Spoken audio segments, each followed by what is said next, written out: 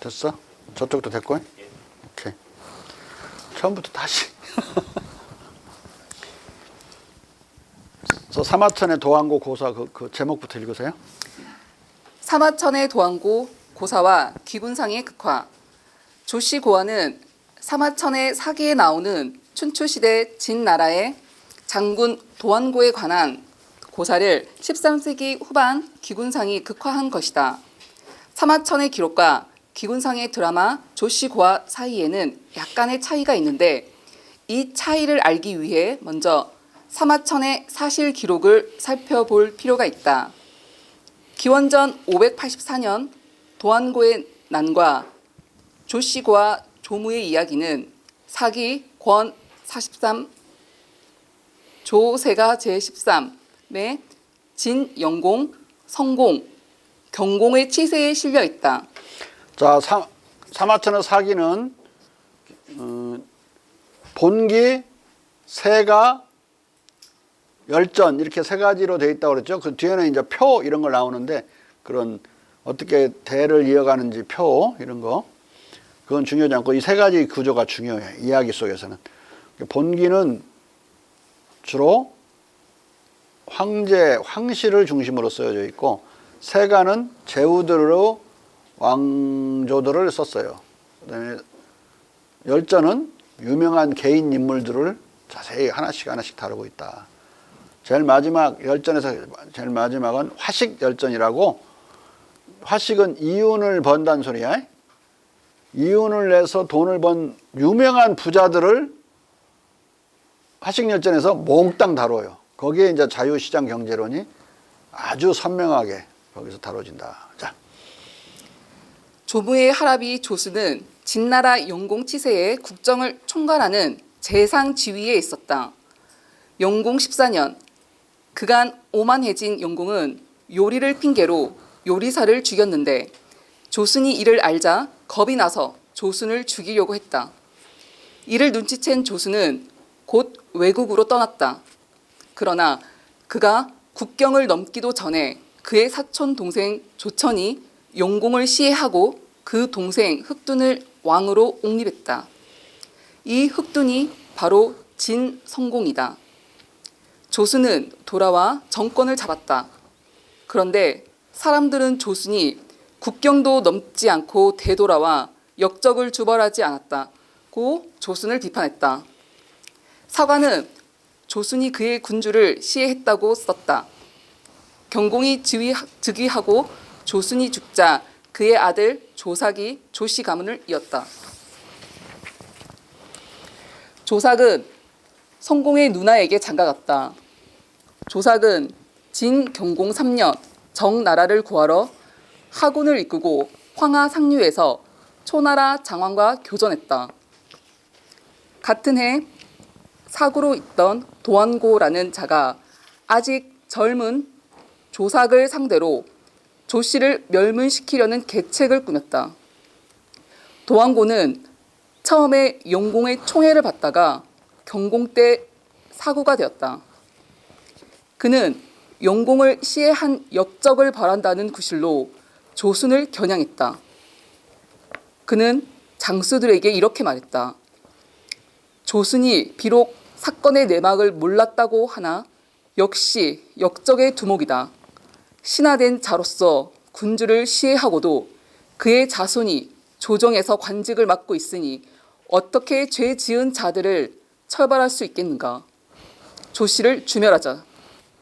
이에 육경 중에 1인인 한궐이 반대하며 이렇게 말했다. 영공께서 살해될 때 조수는 외지에 있었다. 우리의 선군께서 그가 무죄라고 여기시어 그를 죽이지 않았다. 지금 여러분들께서 그의 후손을 죽이려고 하는 것은 성군의 뜻이 아니고 멋대로 주살하는 것이다. 함부로 주살하는 것은 난을 일으키는 것이라고 한다. 신하가 큰 일을 도모하는데 군주에게 알리지 않는 것은 군주를 안중에 두지 않는 것이다. 그러나 도안고는 듣지 않았다. 한권은 그 길로 내달려 조삭에게 빨리 도망가라고 알렸다. 그러나 조삭은 도망가지 않고 한걸에게 그대가 조씨 가문의 제사가 끊어지지 않게 해준다면 나는 죽어도 여한이 없겠습니다. 라고 말했다. 하는 수 없이 한걸은 이를 약속한 뒤 칭병하고 외출하지 않았다. 칭병은 병났다고 칭하고 그 말이야. 도항고는 여러 장수를 데리고 후궁에서 조씨 가문을 공격해 조삭과 조삭의 이복 형제들인 조동, 조괄, 조용제를 죽이고 나머지 일족도 모두 몰살시켰다. 당시 조삭의 아내인 성공의 누나는 임신 중이었다. 그녀는 경공의 궁으로 도망가 숨었다. 조삭의 친구 정령은 같이 죽지 않고 조삭의 아내가 아들을 낳으면 이를 끝까지 몰래 부양하고 딸을 낳으면 받아서 남에게 맡기고 조금 뒤에 죽을 결심을 했다. 얼마 지나지 않아 조삭의 아내가 분만했는데 아들이었다. 도한고가 이 첩보를 접하고 궁중을 수색했다. 그러자 조삭의 아내는 갓난 아기를 속바지 가랑이 사이에 집어넣어 감췄다. 수색 중에 아기가 다행히 울지 않아서 도항고는 이 아기를 찾지 못했다. 위험에서 가까스로 벗어난 뒤 정령이 조삭의 문객 공손저구에게 다음에 또 수색할 것이 분명한데 어떻게 할까라고 물었다. 이에 공손저구는 고아를 양육하는 일과 죽는 일 중 어느 것이 어려운가라고 되물었다. 정령이 죽는 것은 쉬우나 고아를 양육하는 것은 어렵지 라고 답하자 공손저구는 조씨의 성군들이 당신을 후대했으니 당신은 힘을 다해 어려운 일을 맡아주게. 나는 쉬운 일을 맡아 먼저 죽을 것일세 라고 했다. 그리고 두 사람은 모의 끝에 조씨 고아를 다른 곳에 깊이 숨기고 타인의 아이를 취해 등에 업고 화려한 강보를 입혀 산중에 숨었다. 정령이 산에서 나와 도항고의 장수들에게 나는 불초의 조씨 고아를 부양할 능력이 없다. 누가 내게 천금을 준다면 조씨 고아의 처소를 알려주겠다고 거짓 밀고를 했다. 그러자 장수들은 기뻐하며 그 조건을 수락하고 군사를 출동시켜 정령을 앞세워 공손저구를 공격했다. 공손저구가 거짓으로 정령을 욕하며 장수들에게 조씨 고아를 살려달라고 빌었다. 장수들은 공손저구와 아기를 둘 다 죽였다. 장수들은 조씨 고아를 정말로 죽인 줄 알고 다들 기뻐했다.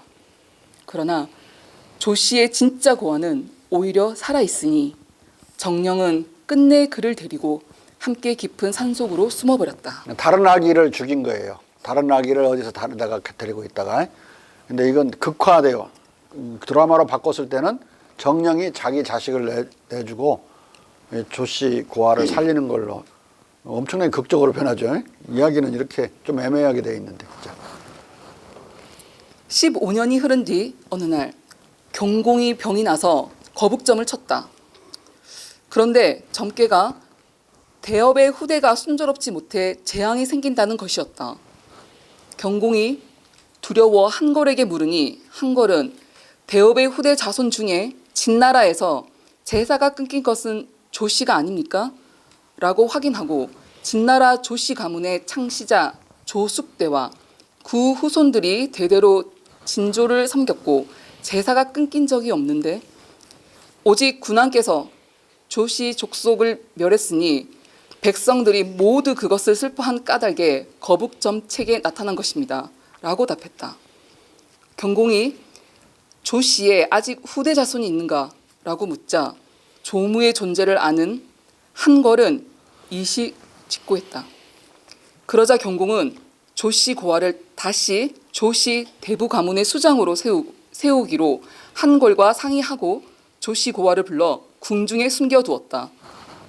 경공은 여러 장수들이 문병차 입걸하자 한골의 병력을 배경으로 장수들을 일러 조씨 고아를 보게 했다. 조씨 고아의 이름은 조무였다. 제장은 부득이 지난날 하궁에 나는 도안고가 한 짓이고 임금의 명을 사칭해 임금처럼 군신에게 명했습니다. 그렇지 않다면 누가 감히 난을 일으키겠습니까? 임금님의 병을 은밀히 엿보고 군신들은 본래 조씨 후대를 세울 것을 청했습니다. 임금님께서 지금 명을 내리시니 이것은 군신의 원입니다. 이에 조무와 정령을 불러 제장에게 두루 절하게 했다. 제장들은 정령, 조무와 함께 도안고를 공격해 그와 족속을 멸하고 조무의 전읍을 이전과 같이 부흥시켰다. 조무가 관례를 치르고 성인이 되자 정령은 여러 대부와 조무에게 하직하고 공손저구에게 임무 완수를 저승에서 보고하러 자결했다. 조무는 3년 동안 상복을 입고 그를 위해 체읍을 마련하고 대대로 봄, 가을에 제사를 지내게 했다. 체읍은 세금을 거둘 수 있는 읍을 말하는 거예요. 조무가 조씨 가문을 부흥시킨 지 27년 만에 진, 평공이 즉위하고 조무는 평공 12년 정경에 올랐다. 조무가 죽자 시호를 문자라고 했다. 공자가 한때 존경했던 진나라 조간자는 조씨고와 조무의 증손자다. 그 후손은 진나라를 한씨, 위씨와 3분의 조 나라를 개국했다. 그리하여 한위조로 진나라가 한위조라는 세 나라로 갈라져요. 이들은 제후 족속들이 아니고 제후의 대부들이었는데 실권자가 돼가지고 자기들이 제후가 돼버려요. 세계로. 땅이 얼마나 컸으면 셋으로 나눠 먹어도 큰 나라였어요. 한위조는. 자. 그리하여 진나라는 한위조 나라로 3분되어 사라졌다. 기군상은 사마천이 기록한 이 사실을 활용하되 두 군데를 고치고 대신 여기에 허구를 섞어 희곡으로 섞어가 극화했다. 아니라 섞어. 섞어. 저 영남에서 살더니 영남말로 발음으로 해버리네. 자. 기군상은 도안고가 조삭의 아기를 찾지 못하자 이 아기를 내놓지 않으면 그 시점에 진나라에서 태어난 모든 갓난 아기들을 다 죽일 것이라고 위협하는 장면을 집어넣고 이 실랑이의 장소를 산중이 아니라 읍내로 바꿨다. 그리고 정령이 타인의 아이가 아니라 자기의 자식을 내놓는 것으로 고쳤다. 자기 자식을 내놓고 그 조무를 살리는 대단히 비극적이고 장렬하죠. 이렇게 바꿔서 드라마로서, 그러니까 연극으로서 엄청난 효과를 올리는 거예요. 여기에 이제 그 유럽인들이 폭 가버려요. 자. 이로써 분위기는 더욱더 긴장감과 박진감을 얻었고 정령이 자기 주군의 아들과 나라의 갓난 아기들을 살리기 위해 자기 자식을 버리는 제3막은 전율적 감동을 자아내는 장면으로 고양되었다.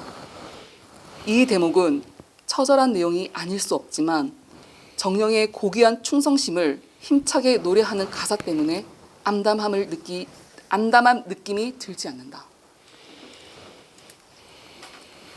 이게 원래 사마천 사기에 나오는 내용과 기군상이 각색해서 소설로 꾸민 내용이 이 팩트예요. 근데 이제 이걸 각색하고 번안해서 유럽 버전으로 만드는 건 이제 유럽 사람들 취향에 맞게 바뀌어요. 자. 조씨 고아의 유럽적 각색과 번안. 윌리엄 해체트는 1741년 영국 최초로 조씨 고아의 부력판을 영국 맥락에서 각색해 The Chinese Orphan, An Historical Tragedy 이라는 제목으로 출판했다. 자, 여기서 H가 있는데 언이라고 되어 있죠. 예? 어라고 해야 되는데 이때 분명히 H가 발음이 안 됐다는 걸 뜻한다고. 왜냐면 이스토아라고는 불어에서 나온 말이기 때문에 그러니까 이스토리컬이었다고 봐야 돼 발음이. 그러니까 언이지. 네? 불어의 H자는 제일 앞에 나오는 H는 발음 안 해요 불어에서. 불어식으로 발음하는 거지. unhistorical tragedy 이렇게. 알겠죠? 네? 네. 왜 이게 언인지 오자 아니라 이 말이야. 내 말은 그 당시에 히스토리컬이라고 발음 않고 이스토리컬이라고 발음을 했다. 자. 이 각색본에는 듀알드의 중국 통사 안에 중국 비극의 한 견본으로부터 변형된 것임. 중국 양식으로 군데군데 노래들을 배치했음이라는 부제가 달려있다. 이것은 유럽 전체로 봐도 최초의 조시과 각색 번안물이었다. 이후 메타스타시오의 에로우 차이니스, 볼테르의 로필린 데라 차이나, 머피의 오펠랭 들라 신 오펠랭 들라 신 해봐. 불어갖고 잘 읽더만. 머피의 디 어퍼. 로펠랭 네. 로르펠랭 들라 신. 차이나가 아니라 신이에요. 불어로 발음할 때. 그 볼테르 머피의 디 오판 오브 차이나 등 번안문이 뒤따랐다. 자. 헤체트는 각색, 번안극, 중국 고아에서도 도안고를 사이코로 개명하고 로버트 월폴과 비유해 정치 공세를 폈다. 이 각색극은 공연된 적이 없지만 야권 팸플릿으로 정치 풍자에 손색이 없었다. 헤체트는 아자일 공작에 바친 헌사에서 이렇게 말한다. 중국은 우리에게 오랫동안 그 나라 땅의 산물들과 제조품들을 공급해 왔습니다. 나는 기꺼이 우쭐하고 싶은데 이번에는 그 나라 시문의 수입이 성찬에 이바지할 것이다. 그러나 몇몇 이국적 어휘들 외에 그 시문의 횡한 시구의 지루한 수사에는 아무런 동양적인 것이 없다는 소리를 들었다. 등장인물들은 정말 중국인처럼 보이지만 역사적 인물들의 이상 야릇한 뒤범벅이다. 노자도 있고 사이코, 한고조를 뜻한 것으로 보이는 고황제, 한고조의 재상이었던 소후, 루이 14세와 같은 해에 황위에 오른 만주 황제 강희제, 만주 오랑캐에게 산해관의 성문을 열어준 오삼계 등이 동시에 등장한다. 헤체트는 한자어로 강령과 활약을 뜻하는 강희라는 이름의 인물로서 영국의 쓰라림과 슬픔을 나타내려고 했다.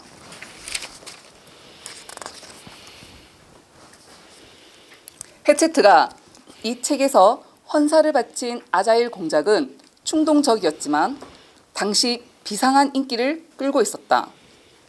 알렉산더 포프는 아자일 공작에게 아자일, 상원들과 들녘을 지배하고 동시에 뒤흔들기 위해 태어난 국가의 전 천둥이라고 칭송할 정도였다.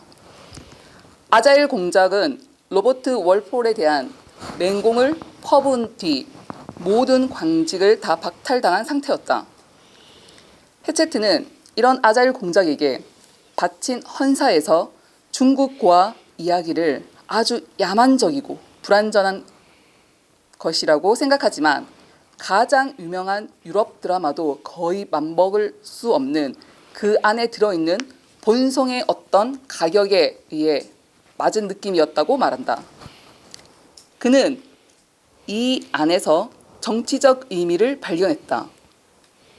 중국인들이 지혜롭고 분별 있는 백성이고 통치술로 유명한 만큼 이 도덕 훈화 이야기가 정치적이라는 것은 놀랄 일이 아닙니다. 정말이지 이 이야기는 중국 저자가 그 점에서 각하의 성품의 강직함과 마치 친숙한 양 혐오의 극치까지 지어낸 경악스러운 일련의 악정을 보여줍니다. 그가 본성을 과장하고 오히려 인간이라기보다 괴물을 끌어들였다는 것은 확실하지만 아마 착한 백성들이 그들에 의해 기만당하는 것을 저지하기 위해 재상들을 그렇게 많은 악마로 그리는 것이 중국 시인들의 준칙일 것입니다. 시인 그러면 때는 작가도 다 소설 쓰는 사람도 다 시인이라고 불렀어요. 헤르만 헤세의 그런 소설 보세요. 시인지 독일 말로 보면 시인지 산문인지 알 수가 없어요. 독일에서 최초로 프로자 산문으로 소설을 쓰기 시작한 사람은 토마스 만이에요. 그 이전에는 시를 많이 붙여놓은 식으로 소설을 썼어. 시지. 시인이라고 해도 상관이 없어 이런 때는. 자. 이 작품에서 악당은 고황제의 재상인 사이코다. 이자의 반대편에는 칭송할 만한 장관 올로포엔이 있다. 올로포엔의 아들은 중국의 고아 스라림의 슬픔으로 여겨지는 강희다. 이 고아를 중심으로 키팡, 반손, 소상, 오삼계, 노자 등 수많은 충성스러운 친구들이 모여있다. 노자는 훌륭한 늙은 만다린, 그리고 진정한 중국인, 정직성이 궁정에 사라졌다는 것을 깨달았을 때 궁을 떠날 만큼 정직한 사람이다. 이때 이미 노자가 알려지고 있었죠. 노자가 익히게 된 것은 도덕경이 익히게 된 건 양차 세계대전 1919년과 1939년 20년간 사이에 읽혀지는데 이때 아는 사람은 또 알고 있었던 거예요. 네? 자. 이 작품에서 등장인물들이 중국 이름을 달고 있지만 누가 조지 2세이고 누가 월폴인지 누가 황태자의 리더십이 아래 있는 야당인지 쉽사리 알 수 있다.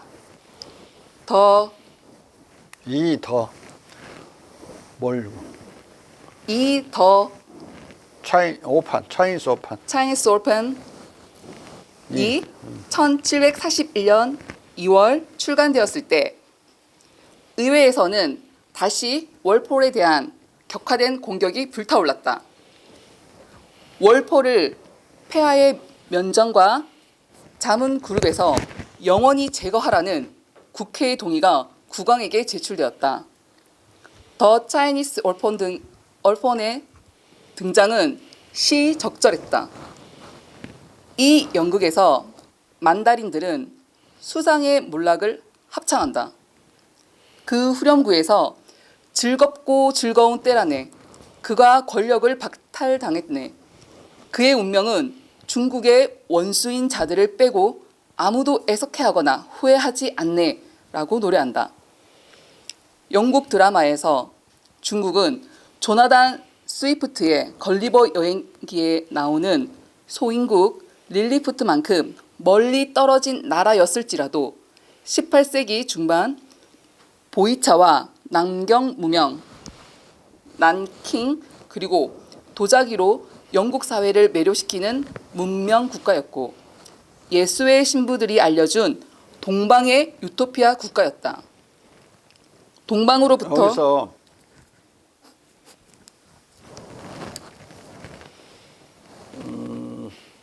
중국하고 소인국 릴리푸트하고 지금 대비시키고 있는데 이 소인국 릴리푸트는 조나단 스위프트가 어느 나라를 가리킨 거야? 걸리버 여행기 안 읽었어? 동양에서 키 작은 놈들 있지. 외국 외놈들 나라를 가리킨 거예요.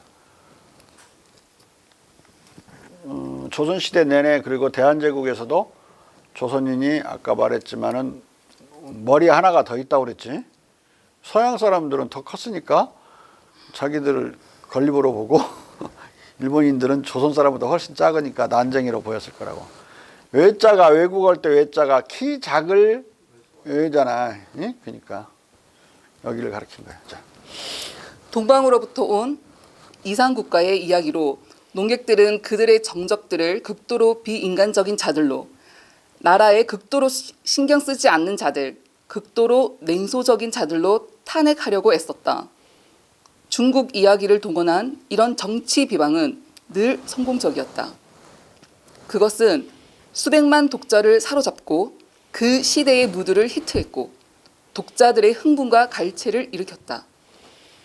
이것은 디포, 앤슨 등 위정 척사파들이 변두리에서 반중국 선전의 목청을 높였을지라도 아랑곳 없었다.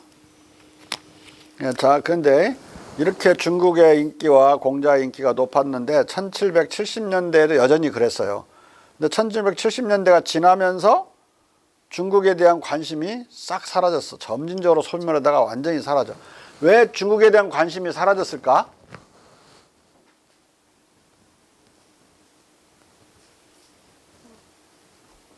왜 사라졌을까요?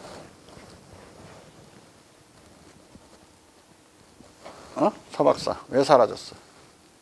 갑자기 1780년부터 사라져버려. 유행이 뭐 5, 60년이면 유행이 3, 40년 유행이지. 17세기부터 200년간 이랬는데 유행이라고 볼 수가 없죠. 어떤 커다란 세력 변동이 일어난 거예요. 그 세력 변동은 뭐냐? 경제적으로 영국이나 프랑스에서 중국 상품을 더 이상 수입하지 않기 시작해요. 그 원인은 뭐였을까요?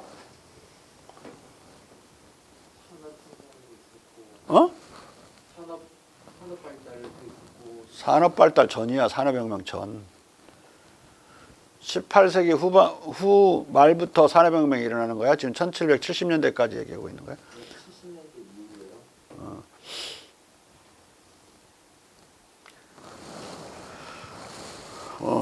이유는 프랑스, 네덜란드, 영국이 중국 상품의 모조품을 만드는데, 짝퉁을 만드는데 전반적으로 성공해요. 뭐 좋게 말하면 수입 대체 산업이 전반적으로 입국이 된다. 1720년, 30년대부터 중국과 똑같은 고열성 도자기를 만들려고 애를 써서 1920, 30년대 독일에서 성공해요. 그래갖고 그게 그 비밀이 유럽으로 쫙 퍼지고, 비단도, 칠기도, 모든 중국에서 수입해오는 모든 물건들이 다 짝퉁 생산이 가능해지고, 짝퉁의 질이 중국의 그런 도자기만큼 질이 좋아지고, 어떤 건 중국 거보다 더 좋은 것들을 만들게 돼요. 원래 짝퉁을 만들다가 그 문명을 받아들여서 발달하고 능가하는 거거든요. 네? 영국이나 프랑스나 이 서구도 모조리 짝퉁으로 중국에 수입해오는 모든 중국 제품에 대한 짝퉁에 전반적으로 성공하는 거예요. 그러니까 중국에 수입할 것이 없지? 그러니까 중국이 우습게 보이는 거야. 우리가 뭐 가질 게 없는데 우리가 다 만드는데? 이런 엄청난 변곡점이 도래했다. 예? 그러면서 그 이전에는 중국에 가서 차를 사오거나 중국에서 도자기를 사오거나 중국에서 무슨 각종 칠기를 사오거나 사와서 영국에서 런던에서 팔면 엄청난 돈을 벌어가지고, 만약에 풍랑을 안 만나고 해적을 당하지 않고 돌아오기만 한다면 대박이 터지는 사업들이었어요. 거기서 벌어들인 돈으로 산업혁명의 미천을 만들어요. 네? 산업혁명과 짝퉁 생산이 막 엮어져 가면서 1780년대가 개막이 되는 거예요. 90년대에는 완전 산업혁명으로 이제 시작되고, 산업혁명이 시작되고, 19세기 초에는 산업혁명기로 들어가면서 영국이 세계의 공장으로 우뚝 서고 중국과 전쟁을 하고 난리를 치는데, 왜? 중국으로 들어가는 은이나 금, 중국 상품을 사는데 들어간 돈이 엄청나게 많은데, 그래도 마지막 상품 하나는 짝퉁을 못 만들어요. 에? 문명도 만들어 다. 옳지. 티를 짝퉁을 못 만들어요. 에? 그러니까 티로 엄청나게 19세기 초에도 티를 사온이라고 영국의 은과 금이 싹 중국으로 빨려 들어가 버려요. 이걸 어떻게 이걸 다시 은과 금을 다시 꿰어내지? 그를 고민하다가 인도에다가 차밭을 만들어. 차밭을 만들어서 성공하면 10년 뒤에는 차 생산이 가능하거든요. 짝퉁이 나오는데 그래도 수준이 그걸 무드지라고 뭐하고 해서 수준 높은 품질이 나와야 되잖아. 그러기까지 좀 시간이 좀 걸려요. 그러기 전에는 자기들의 적자 상태를 벗어나야 되니까 전쟁을 해가지고 아편을 팔아가지고 은화를 가져 나와서 그 은화로 차를 사가는 그 기간이 있게 돼요. 도저히 아편을 임칙서가 갖다가 바다에다가 빠뜨려 버리고 다 불질러 버리고 그러니까 이제 전쟁을 해서라도 아편을 팔아야 되겠구나. 어? 아편을 팔려고 전쟁을 해서 아편 전쟁이 나는 거예요. 에? 차를 살 돈을 만들려고 아편을 팔려고. 강도도 날강도 중에 날강도죠. 사이코 같죠. 그런데 조약만 맺어놓고 천진조약 맺고 안 지켜 중국이 안 해버려. 1840년 안에. 그러니까 1860년에 영불연합군이 북경을 쳐들어가지고 여름궁전을 황제의 여름궁전을 다 불태워버려요. 연명원을. 1860년이 엄청난 전환기야. 왜냐하면 황궁이 있는 그런 북경이 공격을 당했으니까 우리 조선에도 엄청난 충격을 줘요. 난리가 나. 조선 조정에서도. 중국이를 믿고 사는데 중국이 무너져 버렸단 말이야. 세계관이 깨져버린 거야. 중화 뭐 세계니 이런 게 없어져 버린 거야. 그러니까 이제 그 이후에는 중국이 이제 몰락의 길로 가는 것처럼 보여요. 그런데 실은 경제적으로 불황이 계속된 것은 1780년, 90년부터 수입을 그들이 안 하니까 차 하나만 지면 달렁달렁 달려있는 거잖아. 차마저도 이제 그들이 아편 팔아갖고 돈을 사가는 정도. 나중에 차도 중국에서 19세기 초에는 인도에서 생산이 돼요. 그러니까 완전히 대체가 돼버려. 인도 차로 중국 차가. 팔 것이 하나도 없고 옛날에는 가만히 앉아있어 뛰러 왔는데 그놈들이 오지도 않아. 광동에 이 서구 배들이 들어오지도 않아요. 완전히 끊긴 거야. 중국 상품에 대한 그대로 수요가, 해외 수요가 없어져 버린 거예요. 그때 그 기간이 90에서 100년간이야. 그걸 가경 도강 불황기라고 그래. 그것 때문에 중국이 어려워지는 거예요. 그들의 포격 때문에 어려워지는 게 아니라.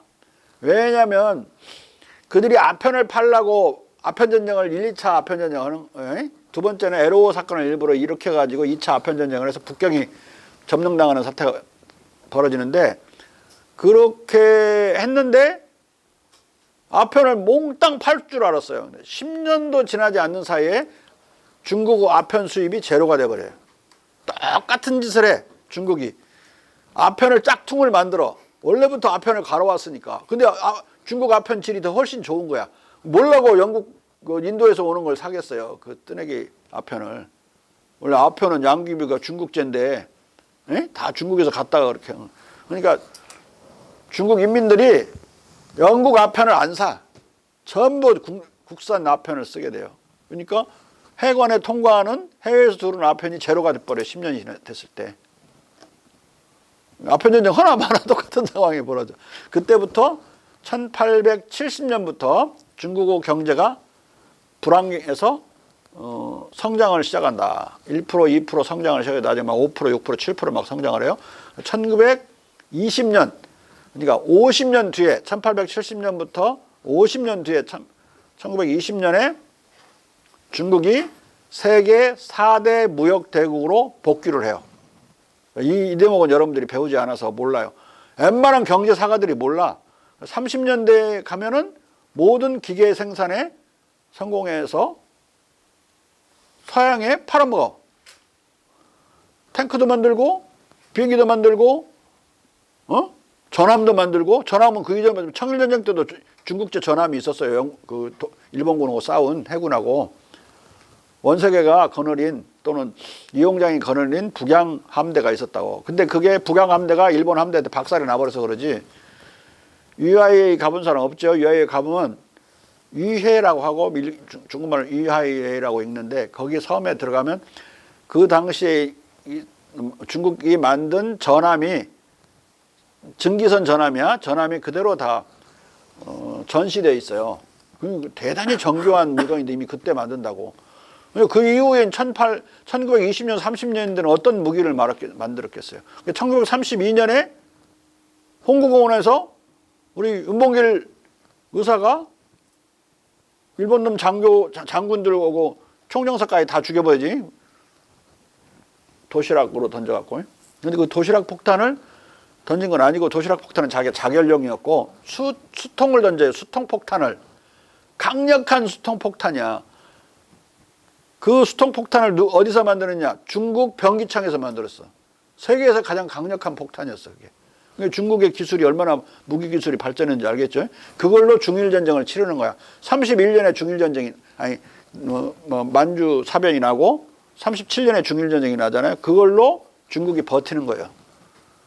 안 그랬으면 1920년대에 회복되지 않았으면 중국이 일본과 그렇게 열심히 싸우고 승리하는 때도 있고 막아내는 때도 있고 방어에 어느 정도 성공하는데 그게 없었다면 중국하고 군사 동맹을 맺은 우리 상해 임시정부는 승리하지 못했다. 중국과 더불어 승리하는 게 당시 독립운동, 독립전쟁 전략이었죠. 유력한 연합국과 동맹을 맺어서 그 연합국이 승리할 때 같이 승리한다는 개념이에요. 그러니까 중국이 경제적으로 1920년대에 회복되지 않았다면 중국이 싸우지 못했을 것이고 한국의 독립은 없는 거야. 한국의 독립이 있다는 건 알지만 동맹해갖고 이겼는데 그 동맹국이 어느 경제적 상황이 있는지를 아는 사람이 별로 없다. 무지하게 가난하다고 생각하는 거야. 왜? 공산당이 집권해가지고 작살이 나버려 다시 경제가. 중국이 그때 가난한 중국인들의 모습이 1940년대 50년대 그 필름이 완전히 유럽인들의 뇌리를 각인을 해버려요. 그 활동사진으로 찍은 가난한 중국인들 있잖아. 50년대 60년대 완전히 인민공사 대약진 운동 이런 거 하면서 막 피골이 상접이 된 그 모습이 사진으로 활동 영화로 기록 영화로 해가지고 우리들도 그 이미지에 더 씌워져 있는 거예요. 그러니까 중국은 내내 가난했다고 생각하는 거야. 진짜 내내 가난했으면 우리가 독립을 못 한다니까.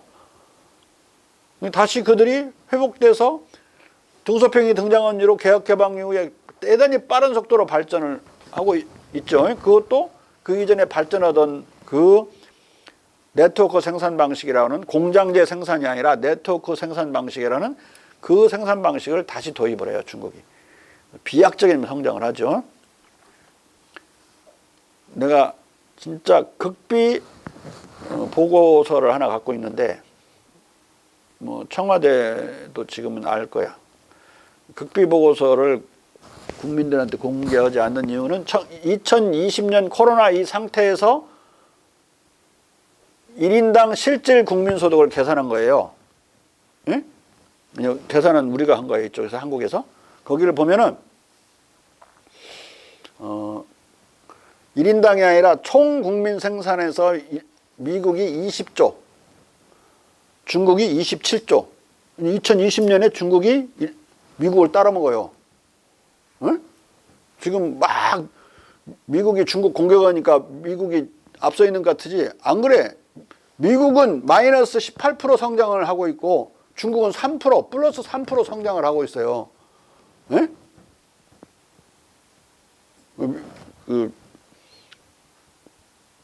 미국 다음에는 이제 독일 이렇게 순서로 되어 있고 우리가 7위야. 7위. 총량으로 총 국민소득으로 GDP로 그리고 1인당 실질 국민소득으로 아까 1인당이 아니라 총 실질 국민소득 실질 GDP 그리고 1인당 실질 GDP로 보면 우리가 5위 1위는 미국 2위는 독일이던가 그 다음에 호주 캐나다 한국이야. 한국이 45,000달러 실질 PPP로 그리고 일본을 이제 우리가 일본도 앞지르고 영국도 앞지르고 프랑스도 앞지르고 이탈리아도 다 앞질러요. 올해 8월에 계산한 거니까 이 예상치가 틀릴 수도 있겠지만 대세는 크게 벗어나지 않을 거예요. 내년에 IMF나 월드뱅크에서 이제 실질 국민소득의 발표가 있거든요. 그럼 그때 한번 비교해 보라고. 그러니까 1인당 국민소득, 실질 국민소득은 우리가 세계 5위고 총 실질 국민소득으로는 7위예요. 근데 미국을 여기서 중요한 것은 중국이 앞질렀다는 사실이야. 중국이 지금 유튜브 보세요. 그러니까 그거 유튜브 보면 중국 지금 다 망하고 있어. 그냥 좀 있으면 폭삭 망하는 걸로 그냥 수도 없이 유튜버들이 나와서 떠들어대요.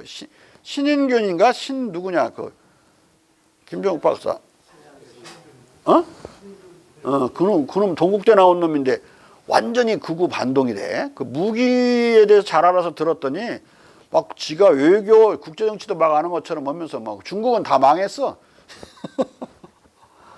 그런 일은 없을 것이다. 우리는 다른 비밀 보고서의 비밀스러운 내용을 미리 알고 있기 때문에 중국에 대해서 섣불리 적대하지도 않아요. 이번에 쿼드에도 우리는 가지도 않았잖아. 중국 고립시키는 전략을 하다니까. 근데 미국은 이번에 명확하게 선언했죠. 유명희를 지지하는 걸로. 그렇고 70개국 정도의 선호도 조사에서 앞질렀는데 그 누구야 그 흑인 여자 이엘란가 누엘란가 미국이 한국을 선택하면서 유명인을 선택하면서 어떻게 될지 모르는 상황이 다시 돼버렸어. 일본 놈들이 아주 당황해. 미국을 맨날 따라서 추종했는데 이건 반대로 가는 사태가 벌어졌단 말이야.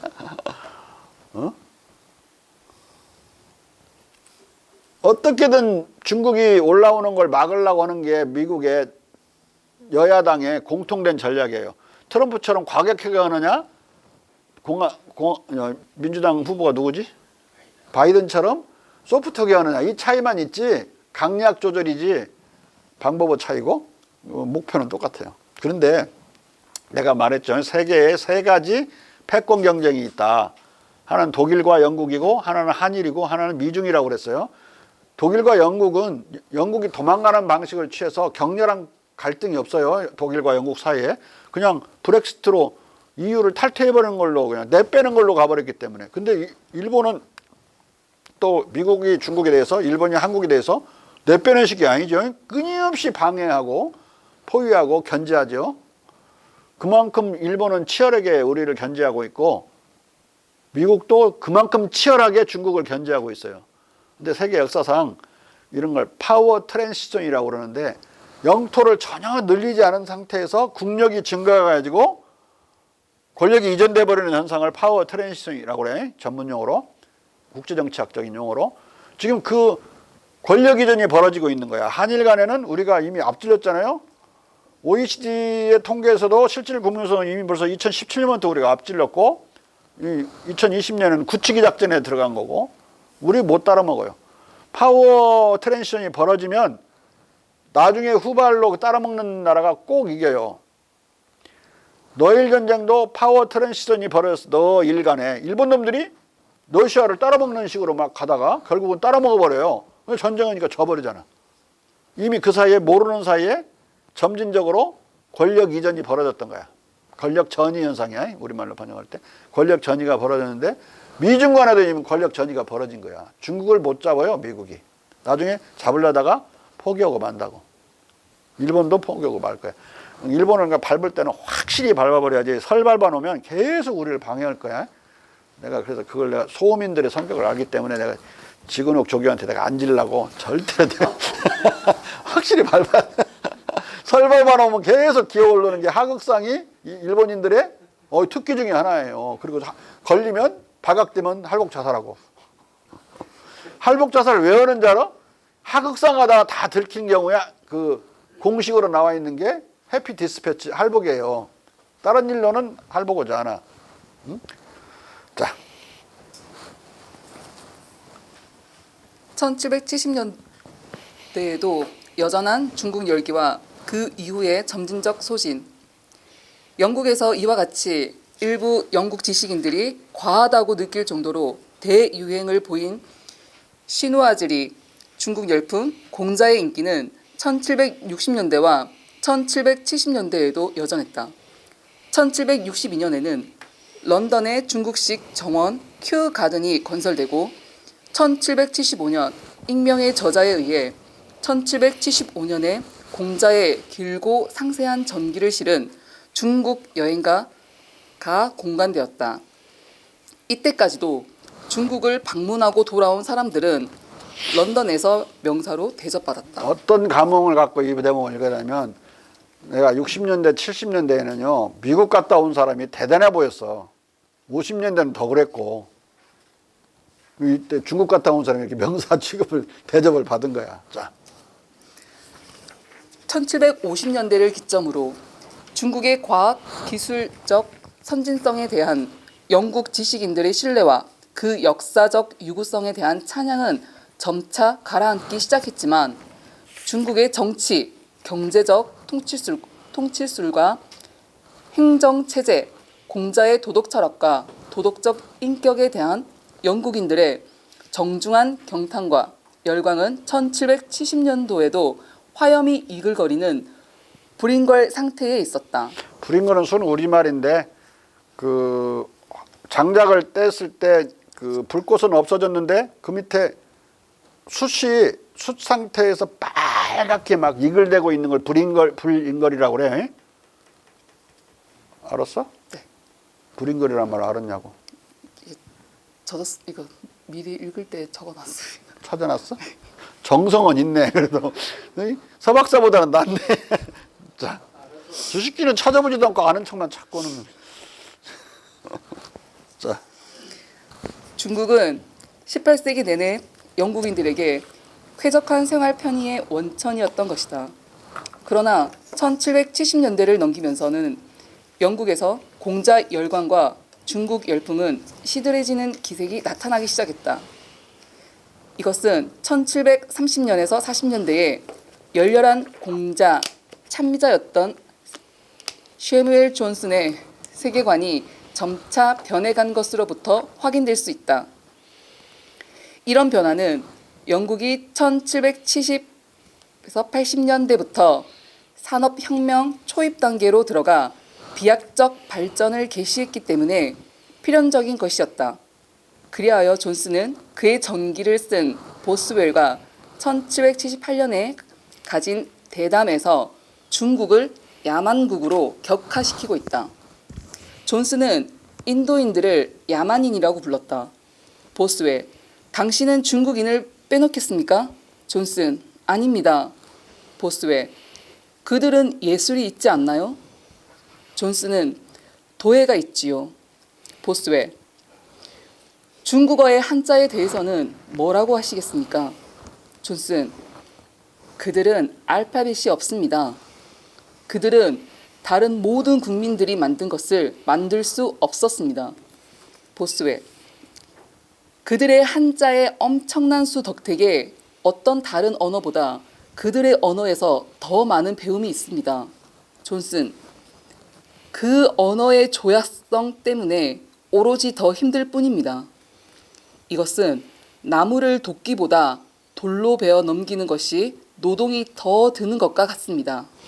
이 중국어가 한자 획이 많고 그리고 발음에 여러 한자가 대응하기 때문에 배우기 어렵고 그런 것을 많이 비하를 하면서 또 중국인 자신도 그래 비하를 하면서 오늘 간화자체, 간자체가 나왔고 여러분들이 잘 읽을 수 없는 상황이 됐는데 이건 말도 안 되는 소리예요. 한자가 획수가 많아도 16획을 넘어가는 경우가 대단히 드물어요.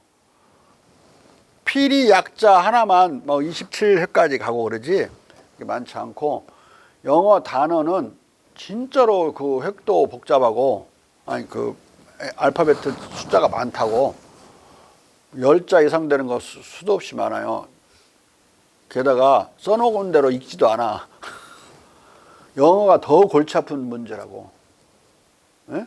그리고 표현어는 음을 표현할 수 있는 범위가 한 3, 4천 자밖에 발음이 음성이 3, 4천 밖에 안 돼. 우리가 2만여 개가 넘는데 한글로 표현할 수 있는 게. 표현 못하는 말이 없어. 그 음성이 지구상에 있는 모든 언어 중에. 그리고 한글을 지금 유네스코에서는 언어가 없는 그 종족이 한 2천여 개 돼요. 영어로 표현하면은 표현 잘 안 되는 것들이 막 같은 발음이 돼버려요. 근데 한글로 표현하면 다 표현되기 때문에 유네스코에서 그 문자가 없는 종족에게 한글을 권하고 있죠. 그리고 세계 언어 날은 세종대왕이 한글 창제한 날하고 같아요. 유네스코에서 공식적으로 하고 있는 게. 지금 뭐 모르지 지금 하나도. 에? 한국의 후민점은 과학적일 뿐더러 어마어마한 의문 표현력이 있기 때문에 놀라지 않는 사람이 없을 정도로 유네스코에서 그 한글을 채택한 거예요. 알파벳으로 표현되지 않은 찌아찌아족 같은 경우도 알파벳으로 표현하면 두 개의 길이 같이 적어야 돼. 같이. 한글로 표현하면 다르게 표현될 수 있는데. 예? 내 황태한 연자도 영어로 표현하려면 뭐 그대로 이렇게 하면은 못 읽어요. 그냥 영하다에서 지읒자 제일 뒤에 거 빼놓는 게 낫지. 근데 그러면 연이라고 있겠죠. 그래서 그렇게 내 이름을 써놨는데 그럴 정도로 편의적인 표기법밖에 없어요. 지금 문자로 떼어가지고 또는 뭐 하여간 컴퓨터로 말을 조립해서 나가잖아요. 여기서 지금 최고 문제를 일으킨 나라가 일본이야. 한글로 문자 보내는 속도를 일본은 속도에 한 20배 걸려. 20배. 까타카나 히라카나 있지 또 한자가 막 있어요. 그래서 문맹률이 일본의 문맹률은 35%가 넘어요. 그걸 못 읽어. 한국 사람들은 문맹률이 1%. 중국도 40%가 넘어요. 문맹률이. 그런데 그 문자 보낼 때도 엄청 오래. 하나 딱 때리지. 원래 1950년대에 가령 푸이 그러면 마지막 황제가 이름이 푸이죠. 푸 때리면 푸자가 한 4, 50개 나오는 거예요. 근데 그걸 FU로 해서 찾아 들어가느냐, 우리 한글로 푸라고 써서 찾아 들어가가지고 중국 공산당 내에서 엄청난 논쟁을 벌였어요. 근데 영어로 하는 게 낫지 않냐 해서 영어로 가버렸는데 국제적으로 영어가 우세하니까 한글은 조그만한 나라. 한글이 대단히 강력한 경쟁력으로 거기서 얘기가 됐어요. 아마 한글로 됐으면 더 그들이 나았을 텐데. 왜냐하면 영어 걔네들이 QING 써놓고 칭이라고 그러지 Q를 써놓고 칭이라고 지들끼리 약속을 해서 그러지 영어는 그런 음가가 없거든. 킹이지 그게 무슨 칭이야 발음 읽을 때. 영어로 써서 한자를 들어가 가지고 그 한자를 골라서 하는 거야. 그리고 소련할 때 우리는 다시 살아날 소련할 때 이렇게 쓰잖아. 소생한다 할 때. 근데 걔네들은 뭐라고 그 글자를 가리킬 때 말로 할 때는 그 소련할 때 소자 있잖아. 그렇게 음과 훈이 구분이 안 되니까 걔네들은. 응? 우리는 음과 훈이 구분이 되고 또 24자의 조립에 의해서 모든 언어를 글자를 다 표현하기 때문에 가장 빠른 속도로 문자를 때려요. 지구상에서 가장 빠른 속도로. 영어도 때릴 수 있지만 너무 길어. 이번에 기생충 갖고 문제 생긴 거 알아? 김정욱 박사? 영어로 자막을 다른 거야. 처음으로 외국말이 막 나오고 영어가 없고 밑에 글자로 나온단 말이야. 영어로 써놓으니까 너무 긴 거야. 이렇게 그냥 이렇게. 우리는 한글은 조립되니까 자막이 짧아요. 여기서 뭐라고 한국말 영어로 많이 해도 우리는 짧게 하니까 금방금방 읽으면서 영화 보는데 별 지장이 없는데 이번에 기생충이 그 오스카상 타면서 미국 사람들 엄청 고생했대요. 다 보긴 봐야 되겠고 그렇게 긴 영어 자막을 봐야 되니까 옆으로 엄청 긴 거예요. 조립이 안 되니까. 우리는 이렇게 건축하듯이 조립이 되잖아. 걔네들은 옆으로 다 늘렸어야 되잖아. 웬만한 단어가 너무 긴 거야. 무슨 문제가 생기는지 알겠죠? 많이 하다 보면 화면이 가려져요. 세 줄로 막 나와버리는. 우리는 간단하게 한 줄이면 대체로 다 끝나잖아요. 그런 문제가 영어도 있어요. 그러니까 영어보다 한글 자판 때리는 게 훨씬 빠르다. 그래서 지금 뭐라고 나오냐면 유네스코에서 미래는 한국어 시대라고 그래요. 글자로 다 이길 것이다. 그러면서 한글을 보급하는 사업을 유네스코가 맡은 거예요. 2천여 개 정도 되는 문자 없는 민족에게 한글을 권하고 있어. 놀라운 사실이죠. 내가 여러 번 얘기하죠. 한국 문화가 아니라 한국 문명이 창조될 것이다. 나는 여러 가지 특징을 보는데 이 남한만 과거 유교 국가 중에서 남한만 유교를 적대하거나 청산하지 않고 근대화와 현대화에 다 성공했어요. 북한 완전히 유교 청산해놓고 중국도 청산해놓고 복원하려니까 힘들죠. 우리한테 여기 석전대제 지내는 제사법도 다 잃어버려가지고 문화혁명 때 성균관 와가지고 배워갖고 영어로 다 찍어가지고 그걸 그대로 이제 중국에서 복원한다고 지금 복원하고 있고 월남 공산당이 집권해가지고 완전히 유교 다 쓸어냈어. 지금은 다시 이제 또 살린다고 중국처럼 그러는데 많이 타격을 많이 입었겠죠. 근데 우리는 생활 문화 속에 들어있기 때문에 여전히 유교는 몰라도 유교 철학, 공자님 철학은 몰라도 생활은 유교적으로 여러분들이 살고 있어요. 여러분들은 유교적인지 몰라. 너무 당연한 거니까. 예를 한두 개만 들어볼까? 자기 사위를 청와대 비서관을 시키고 딸내미도 비서관을 시키고 자기 마누라는 무슨 개혁위원회 청와대 직속 위원장을 시켰다. 미국처럼? 한국에서는 어떻게 되는 거야? 미쳤다고 그러지. 공사가 분명한 유교 문화 때문에 멸사봉공의 정신은 춘추 좌전에 나오는 거 아니야. 춘추에. 이게 불가능한 거야. 같은 민주주의라도 우리는 유교적으로 민주주의를 하고 있는 거라고. 그리고 그들 마스크 쓰는 것 같고 무슨 마스크가 과연 자유를 침해하는 거냐. 만약 엄청 논쟁을 하고 또 뭐 누가 과학적이라고 안 할까 봐 마스크 쓰면은 얼마만큼 막아주는 과학성이 있냐? 그거 엄청 논쟁을 하고 계속 논쟁을 해야 되니까 프랑스, 독일이 성질 나가지고 정부에서 법률을 만들어서 독일에서는 둘 이상 있는데 마스크 안 썼지? 500만 원이야 벌금. 벌금으로 관철을 시키고 미국에서는 계속 지금 트럼프가 여전히 마스크와 싸우고 있죠. 마스크를 적으로 알고 싸우고 있는. 근데 문제는 한국에서는 마스크 논쟁한 적도 없고 안 쓰면 남한테 피해를 줄까 봐 눈치 보면서 다 쓰고 체면 때문에 쓰는 거예요. 명분과 체면. 죽을 때도 명분 없이는 안 죽으려고 그러고 한국 사람들은 명분 없이 죽은 건 뭐라고 하지 한국말로? 옳지. 개죽음이라고 그래요. 절대 개죽음 안 하려고 명분 있게 살려고 그러고 체면 있게 살려고 그러고 체면 때문에 이 유교적 문화의 그냥 중요한 명분이 개인적으로 바뀌면 명분은 상당히 공적인데 사적으로 바뀌면 체면이 되는 거예요. 내가 나의 이익을 과학적으로 이게 과연 코로나 막아주는 이익이 있느냐 이런 거 따지는 것이 있다면 그것도 두 번째고 정부가 쓰라고 하니까 쓰는 것도 두 번째고 첫 번째는 뭐냐? 남이 보니까 자기 그 체면 안 깎이려고 쓰는 거예요. 자기들 갑자기 나갈 때 안 쓰고 나가는 경우 많죠. 근데 다른 사람이 다 써갖고 어디 갔지 댓글 막 찾아서 쓰는 경우 많은데 체면 문화가 없는 미국과 유럽에서는 그걸로 엄청 논쟁을 하고 그래서 법으로 관철시키는데 그 잘 쓰느냐? 아주 불량하게 써요.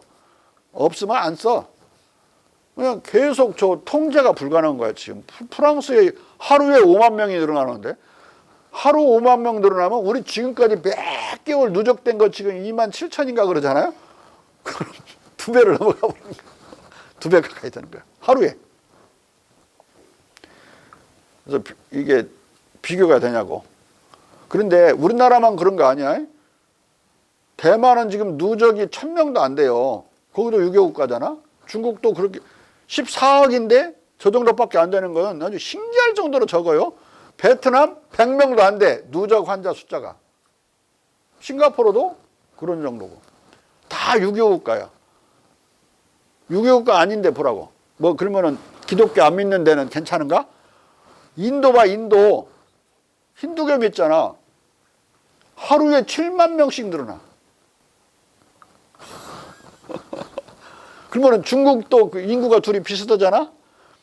똑같아야 되는데, 인구는 차라리 중국이 좀 한 8천만 정도 많죠. 인도는 난리가 나버렸고, 중국은 깨끗한 편이고. 이건 유교 외에는, 유교 체면 문화 외에는 설명할 수가 없어요. 한국만 그렇다면 설명이 안 되겠지만, 다 유교 국가들은 다 그러니까. 이 극동에서 제일 심한 나라가 일본이야. 에? 40 몇 위잖아, 그 걸리는 거. 우리가 90인데, 누적 환자 숫자가, 그 등수가 높을수록 좋은 거예요. 여기서는. 1등하면 미국이 1등이야. 근데 40이야, 일본이. 거기가 가장 유교 문화가 약한 데예요. 사무라이 문화니까. 칼로 오는 놈들하고 우리 붓으로 오는 사람들하고는 오랜 세월 문화가 달랐죠. 얼마나 다른지 알겠죠. 이 기본 바탕 문화가 유교 생활 문화를 가진 나라와 아닌 나라. 유교 경전을 모르고 공자를 몰라도 상관없어요. 우리는 그것이 우리의 정체성을 형성하고 있기 때문에 남을 먼저 배려한다기보다도 남에 비춰지는 자기의 체면을 먼저 생각해서 결과적으로 남을 배려하는 효과가 나는 거예요. 그걸 남을 배려하려는 의식을 계속 갖고 있으면 얼마나 피곤해? 에? 내가 배려했으면 저 새끼 나한테 고맙다고 해야 되는데 이렇게 갈 게 아니야, 이야기가. 근데 체면 문화는 그런 게 아니라고. 일단 자기 체면 안 깎이려고 쓰는 거니까 남한테 내가 배려해 줬다는 그런 뚜렷한 의식을 가지고 있지 않고 결과적으로는 남을 배려하는 효과가 나고 남이 안 걸려야 내가 안 걸리는 거 아니야? 코로나? 남은 걸렸는데 나는 살아남을 수 있나? 결국은 남을 배려하는 효과가 결과적으로 나오는 거라. 시간이 너무 많이 됐네. 어디까지? 조금만 더 읽어보세요. 읽다 말았죠. 영어 단어 하나하나의 스펠링과 발음을 암기하는 것이 더 어렵다는 것을 몰각한 채 한자 하나하나를 배우는 어려움을 중국 비판의 이유로 대던 영국판 위정척서파처럼 중국 열광자 존스는 1778년에 이미 베이컨, 웹 등에 의해 아담의 언어로 찬미되던 한문을 조야한 언어로 경멸하며 중국인과 인도인을 똑같이 동양 오랑캐로 보는 중국 경멸자로 변해 저렇게 변덕을 떨고 있었던 것이다. 그러나 쿠플레는 일찍이 이렇게 말했다. 중국어를 기억하는 어떤 사람이든 6살부터 시작해 한자를 배우며 평생을 보낼지라도 그것들을 모두 알 수 없을 정도로 많은 한자가 있지만 15,000, 6,000자의 한자를 적절히 사용할 줄 알게 된 사람은 중국인이 도덕, 통치, 사회, 역사에 관해 쓴 책들을 대부분 이해할 수 있을 뿐만 아니라 유럽인으로서도 우리들과 중국인 간에 논쟁된 어떤 주제에 관해서든 편하게 적을 수 있을 것이다. 다른 말로 5, 6천자 정도 한자를 알면 학문적 수준에 도달한다고 이제 말하고 있는 거예요. 그런데 700단어 내지 800단어라고 그러지, 영어로. 800단어를 알면 영어를 자유자재로 쓰고 말할 수 있다, 이렇게 말을 해요. 라틴어 별로 없이. 그런데 말이 800단어지 그게 수거로 막 되어 있어가지고 수거도 한 단어예요. 외지 않으면 모르는 거야. 뭐 짐작으로는 알 수 없어. 그것까지 하면 한 5, 6천 단어 정도 돼요. 비슷해.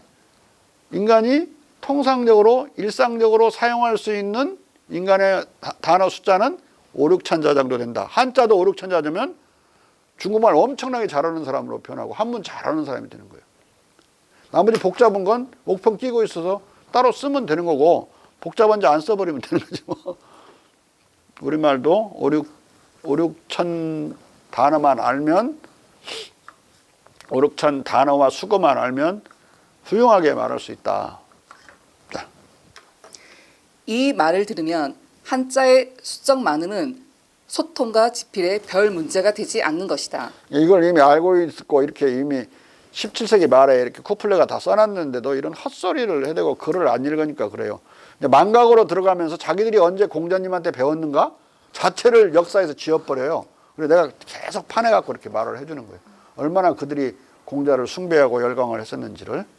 자, 오늘 여기까지 합시다.